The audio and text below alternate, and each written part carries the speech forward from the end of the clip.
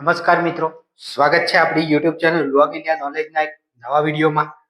તો સૌ મિત્રો ની કમેન્ટ આવતી હતી કે ડોક્યુમેન્ટ વેરિફિકેશનમાં કયા કયા ડોક્યુમેન્ટ લઈ જવાના હોય છે અને કયા કયા ડોક્યુમેન્ટ જરૂરી છે ખાસ તેના વિશે આજના આપણે વિડીયોમાં વાત કરવાના છીએ મિત્રો. તો પોલીસ કોન્સ્ટેબલ અને પીએસઆઈ ના જે ડીવી હોય, ડોક્યુમેન્ટ વેરિફિકેશન હોય, તો તમારે મિત્રો કયા ડોક્યુમેન્ટ લઈ જવાના છે તેના વિશે આજના વિડીયોમાં વાત કરવાના છીએ. અને ઉમેદવાર મિત્રો જે પણ આપણી યુટ્યુબ ચેનલ પર નવા જોડાયા છે, આવી અવનવી માહિતી માટે, પોલીસ ભરતીની તમામ માહિતી માટે આપણી YouTube channel log India knowledge અત્યારે જ સબસ્ક્રાઇબ કરી દેજો. અને માહિતી ગમી હોય તો વિડીયોને લાઈક કરી દેજો. અને કોઈને કઈ ડોક્યુમેન્ટ બાબતે કઈ પ્રશ્ન હોય તો મિત્રો અમને કમેન્ટમાં જણાવજો. તો મિત્રો, ડોક્યુમેન્ટ વેરિફિકેશન માટે કયા કયા ડોક્યુમેન્ટ લઈ જવાના હોય છે તેના વિશે આજના વિડીયોમાં વાત કરવાના છીએ. એટલે મિત્રો જોઈએ આપણે કે કયા કયા ડોક્યુમેન્ટ લઈ જવાના હોય છે. તો સૌથી પહેલા તો મિત્રો તમે જોઈ લો, પોલીસ કોન્સ્ટેબલ અને આ 2025 ની વાત છે. પોલીસ કોન્સ્ટેબલ 2025 માં કયા કયા ડોક્યુમેન્ટ વેરિફિકેશન માટે લઈ જવાના હોય છે અને શું કરવાનું છે તમારે ડોક્યુમેન્ટમાં, બરાબર, તેના વિશે ચર્ચા કરવાના છે. તો આટલા ડોક્યુમેન્ટ ખાલી ડોક્યુમેન્ટ વેરિફિકેશનમાં લઈ જવાના હોય છે. તો પહેલું છે મિત્રો એપ્લિકેશન ફોર્મ, અરજી ફોર્મ. એટલે કે જ્યારે તમે પોલીસ ભરતીનું જ્યારે ફોર્મ ભર્યું હતું, પોલીસ કોન્સ્ટેબલ હોય કે પીએસઆઈ હોય, જે તમે એપ્લિકેશન ફોર્મ ભર્યું હતું એ એપ્લિકેશન ફોર્મ તમારી જોડે ના હોય તો તમારો ઈમેલ આઈડી કાં તો તમારો કન્ફર્મેશન નંબર હોય તો એપ્લિકેશન ફોર્મ ડાઉનલોડ કરી લેવું, કાં તો સાયબર કેફે વાળા જોડેથી ડાઉનલોડ કરાવીને તમારે એની પ્રિન્ટ કઢાવી લેવાની રહેશે મિત્રો. એટલે પહેલું તમારું કોન્સ્ટેબલનું ફોર્મ ભર્યું હોય તો કોન્સ્ટેબલનું, પીએસઆઈનું ફોર્મ ભર્યું હોય તો પીએસઆઈનું, એ એપ્લિકેશન ફોર્મ પર તમારે એક છે તે પહેલું રાખવાનું છે, બરાબર. પછી તમે જે શારીરિક કસોટી આપી, બરાબર, એનો કોલ લેટર, તમે શારીરિક કસોટી આપી હતી એનો કોલ લેટર, એટલે જે વેરિફિકેશન તમને પાસનો સિક્કો મારી આપ્યો હતો તે, અને એનું કોલ લેટર મિત્રો તમારે શારીરિક કસોટીનું કોલ લેટર લઈ રાખવાનો રહેશે. ત્રીજો છે લેખિત પરીક્ષાનો. અત્યારે જે પીએસઆઈ અને કોન્સ્ટેબલની જેને લેખિત પરીક્ષા આપી છે એ લેખિત પરીક્ષાનો કોલ લેટર તમારે જે છે એ તમારા જોડે રાખવાનો રહેશે. જેના જોડે ના હોય એ ડાઉનલોડ કરાવી દેજો સાયબર કેફે દ્વારા, કાં તો તમે જે છે એક ઓફિશિયલી વેબસાઇટ ઉપરથી ડાઉનલોડ કરી દેજો. બીજું છે ચોથા નંબરમાં કે તમારું એલસી, લિવિંગ સર્ટિફિકેટ. જે પણ ઉમેદવારો મિત્રો જો લિવિંગ સર્ટિફિકેટ ના હોય, કાં તો લિવિંગ સર્ટિફિકેટમાં અને જ્યારે તમે એપ્લિકેશન ફોર્મમાં જે ફોર્મ ભરતી વખતે કઈ બાબતે ભૂલ કરી હોય તો એ સુધારે લાવી દેજો. અને એલસી સર્ટિફિકેટમાં જે નામ હોય, અટક હોય, એ પ્રમાણે એપ્લિકેશનમાં નામ હોવું જોઈએ. એટલે કે લિવિંગ સર્ટિફિકેટનું તમે ધ્યાન રાખજો અને લિવિંગ સર્ટિફિકેટ જોઈશે તમારે. પછી 10માની અને 12માની માર્કશીટ, પણ ખાસ 10માની માર્કશીટ તમારી જે છે એ નામ અને કેટેગરી માટે હોય છે, પણ ખાસ 12માની માર્કશીટ પાસિંગ માર્ક વાળી હોવી જોઈએ. કેમ કે કોન્સ્ટેબલની જે ભરતી હતી એ, અને આ વખતે જે કોન્સ્ટેબલની ભરતી હતી એ 12 પાસ ઉપર હતી, એટલે કે 12માની માર્કશીટ પાસ માર્કશીટ તમારે અવશ્ય જોઈશે. એટલે કે 10માની અને 12માની માર્કશીટ તમારે જોઈશે. બીજું છે આઈડી પ્રૂફ. આઈડી પ્રૂફમાં શું જોઈએ તો મિત્રો આપણે જોઈએ આઈડી પ્રૂફમાં આધાર કાર્ડ છે, બરાબર, ડ્રાઇવિંગ લાયસન્સ, ઇલેક્શન કાર્ડ, અધર પાન કાર્ડ, બરાબર, આ તમારા આઈડી પ્રૂફમાં આવી જશે. એટલે આઈડી પ્રૂફ કોઈ પણ એક આઈડી પ્રૂફ ચાલી જશે, બરાબર.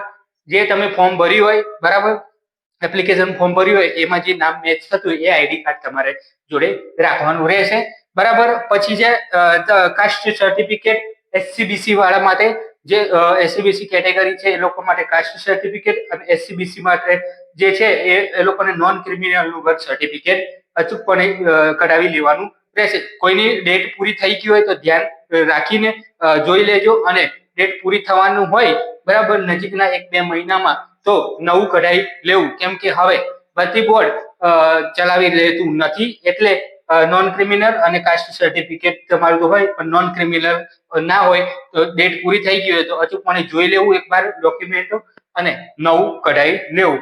એસટી કેટેગરીનું સર્ટિફિકેટ, એસટી કેટેગરી વાળાને એસટી કેટેગરીનું સર્ટિફિકેટ, અને એસસી કેટેગરી વાળા માટે એસસી કેટેગરીનું સર્ટિફિકેટ જોઈશે.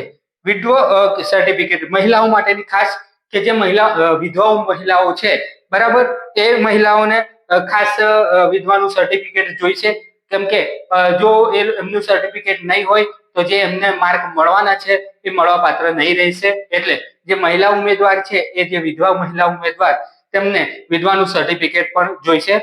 એનસીસી સી સર્ટિફિકેટ, જેને પણ એનસીસી નું સર્ટિફિકેટ હશે એ અચૂકપણે તમારે ડોક્યુમેન્ટ વેરિફિકેશનમાં લઈ જવાનું રહેશે.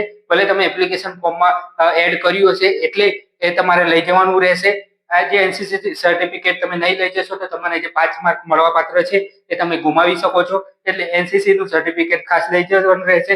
બીજું છે રક્ષા શક્તિ યુનિવર્સિટીમાંથી જે પાસ કરેલું હોય એનું પણ સર્ટિફિકેટ હોય તો એ પણ લઈ જવાનું રહેશે.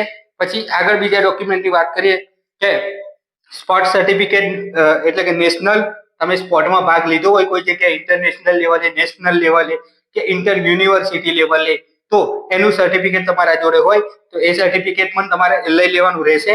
બરાબર. પછી મિત્રો પાસપોર્ટ સાઇઝના ફોટા નવા અને સારા અત્યારના જે નવા હોય, જેથી વેરિફિકેશનમાં તકલીફ ના પડે, એટલે થોડો ખર્ચો કરીને પાસપોર્ટ સાઇઝના ફોટા 10 નંગ, આમાં 10 નંગની જરૂર હોય છે, પણ તમે 20 નંગ અચૂકપણે કઢાવી લેજો. કેમ કે કોઈક જગ્યાએ શું થાય છે કે વધારે પડતા ડોક્યુમેન્ટમાં કદાચ એકની જગ્યાએ 2 લગાડવામાં આવે છે, એક આગળ તો એક પાછળ. એવી રીતના જો એકાદ એક્સ્ટ્રા વધારે જોઈતા હોય તો 20 નંગ જેવા તમારા પાસપોર્ટ સાઇઝના ફોટા કઢાવી રાખજો. પછી આ જે બધા ડોક્યુમેન્ટ છે મિત્રો, તમને જે કીધા આ બધા ડોક્યુમેન્ટ, જે સ્પોર્ટ સર્ટિફિકેટ, બરાબર, તો આ બધા ડોક્યુમેન્ટની મિત્રો, આ બધા જે ડોક્યુમેન્ટ છે એના મિત્રો તમારે આ જે બધા ડોક્યુમેન્ટ, બધા જ ડોક્યુમેન્ટની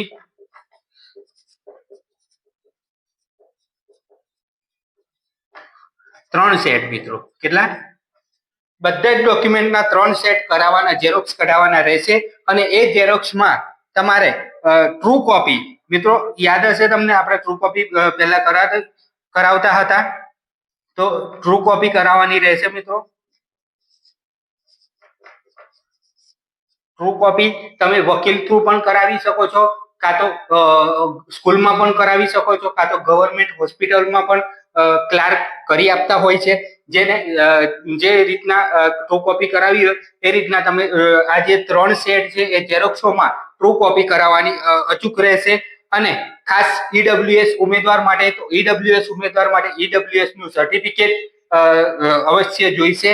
અને જે આગળ વાત કરી કે ઓબીસી અને જે ઈડબ્લ્યુએસ ના ઉમેદવારો છે, તો એ લોકોને ખાસ કે એમનો જો પુરાવા હોય, બરાબર, કે એ સર્ટિફિકેટના પુરાવા તમારા જોડે હોય તો બેટર, એ પુરાવા તમે લઈ જઈ શકો છો.